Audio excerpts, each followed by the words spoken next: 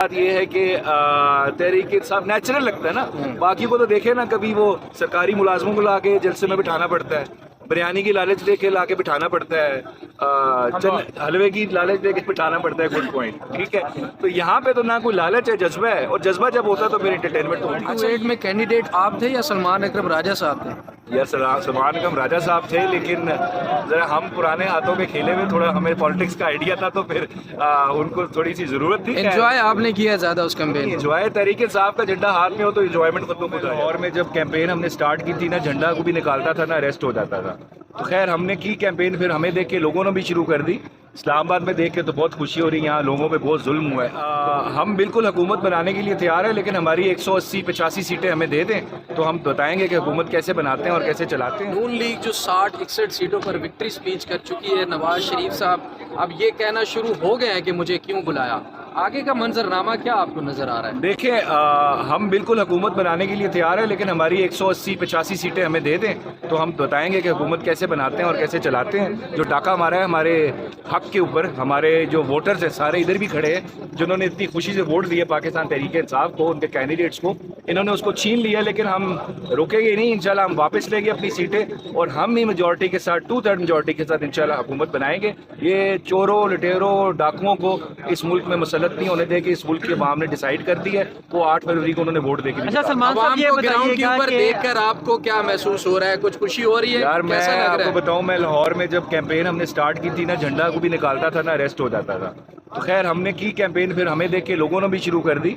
इस्लामाबाद में देख के तो बहुत खुशी हो रही है, यहाँ लोगों पे बहुत जुल्म हुआ है। तो मेरे ख्याल से वो जो डर है वो लोगों का ख़त्म हो गया और इंशाल्लाह अभी तो ये थोड़े से लोग हैं, ज़रा एक खान साहब को कॉल देने दें, हम ये पूरा पार्क अच्छा सलमान साहब, इसी में ऐड कर लीजिए, जब आपने ये एहतजाज की कॉल दी है उसके बाद इस्लामाबाद इंतजामिया ने दफ़ा 144 का नफाज किया है, उसके बाद रेड जोन की जो एक्सटेंशन है वो F8 तक बढ़ा दी है, रेड जोन, ठीक है। और उसके बाद ये कहा है कि अगर अमन व अमान की सूरत हाल को ख़राब करने की कोशिश की जाएगी तो इंतजामिया हरकत में आएगी। तो आप समझते हैं कि दोबारा से क्रैकडाउन हो सकता है, आपके खिलाफ कार्रवाई हो सकती है, तो ज़हनी तौर पर आप तैयार हैं? बिल्कुल तैयार है। हमने जो देखना था वो देख लिया है, जुल्म की रात भी सारी देख ली है, मुश्किल टाइम देख लिया है। और जहाँ तक देखें दफ़ा 144 की बात है, ये तो इन्होंने दफ़ा 420 नाफिज की हुई है पिछले एक साल से काकड़ साहब ने। तो वो हम उससे नहीं डरे तो इससे क्या डरेंगे? एहतजाज हमारा आईनी हक है, हमें आइन देता है और इंशाल्लाह हम कानून और आइन के दायरे में रह के एहतजाज करेंगे। अगर हमें रोकेंगे तो हम अदालतों में भी जाएंगे, लेकिन हमने एहतजाज करना है। कॉल जब भी आएगी हमें लीडरशिप की तरफ से, खान साहब की तरफ से, तो हमने एहतजाज प्रेस करना क्लब है। तक मार्च करेंगे? मैं अभी उधर ही जा रहा हूँ, प्रेस क्लब ही जा रहा हूँ, वहाँ पे जरा थोड़े इंतजाम देख ले। अच्छा, वेट कर NA 128 में कैंडिडेट आप थे या सलमान अकरम राजा साहब थे? यार सलमान अकरम राजा साहब थे, लेकिन जरा हम पुराने हाथों में खेले हुए, थोड़ा हमें पॉलिटिक्स का आइडिया था, तो फिर उनको थोड़ी सी जरूरत थी। एंजॉय आपने किया ज़्यादा उस कैंपेन? एंजॉय तरीके साहब का झंडा हाथ में हो तो एंजॉयमेंट खुद आ जाती है। अच्छा, ये प्रोटेस्ट से ज़्यादा एंटरटेनमेंट क्यों होती है तहरीक इंसाफ के जो जितने भी वर्कर? सर एक तो यंग सारी जनरेशन हमारे साथ है, पहली बात है, वैसी बड़ी वाइब्रेंट होती है, एंथुसियास्टिक होती है।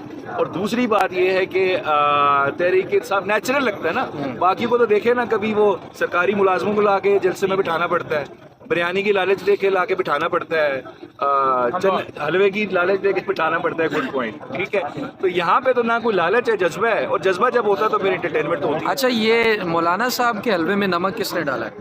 यार मुझे ज़ाती तौर पे खुद नहीं पता। ये अभी मैं खान साहब से मिलूंगा तो मैं बात करूंगा, लेकिन मेरा इससे अगर खुद कोई पूछे तो मेरे ख्याल से मौलाना साहब के साथ मेरी ज़ाती राय है, पार्टी की जो राय हो उसको हम कबूल करेंगे। मुझे मौलाना साहब के साथ इत्तेहाद जो है वो बिल्कुल मेरी नज़र में नहीं होना चाहिए। अच्छा सर, इस बात में ये भी हमने कुछ लोगों से बात की है, क्योंकि तहरीक इंसाफ को किसी इत्तेहाद की जरूरत नहीं है, आवाम साथ है। लोग खुद इस बात से मायूस हुए, कह रहे मौलाना से नहीं मिलना चाहिए। नहीं देखिए, खान साहब लोग जो खान साहब कहेंगे हम उस सर आंखों पे हम वही करेंगे। अभी खान साहब जब बताएंगे, क्लियर पिक्चर आएगी, फिर देखेंगे क्यों मिले हैं, एहतजाज के लिए मिले। हमने कोई पार्टी अलायंस नहीं करनी, ना कोलिशन करनी, हमें ज़रूरत नहीं है किसी के साथ कोलिशन करने की।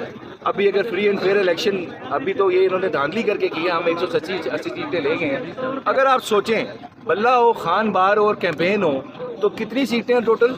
265, ठीक है, 260 सीटें तहरीक इंसाफ लेगी, ठीक है। दोबारा इलेक्शन नजर आ रहे हैं आपको? दोबारा इलेक्शन वफाक में नजर आ रहे हैं आप? सर देखें जिस तरह के इन्होंने ये वो कहते हैं ना जो मिक्स करके मुतंजन बना दी है इन लोगों ने, ना समझ आ रही है कौन सी पार्टी इस वक्त ऑफिशियली, हम अनऑफिशियली तो अभी हम ही सीटें हमारी हैं सारी, लेकिन ऑफिशियली तो हमें समझ नहीं आ रही किसकी पार्टी किसकी लीड है किसकी नहीं है। अजीब गरीब सी धांधली करके उन्होंने कुछ चीज़ बना दी है, तो ये मुल्क भी स्टेबल नहीं होगा इससे।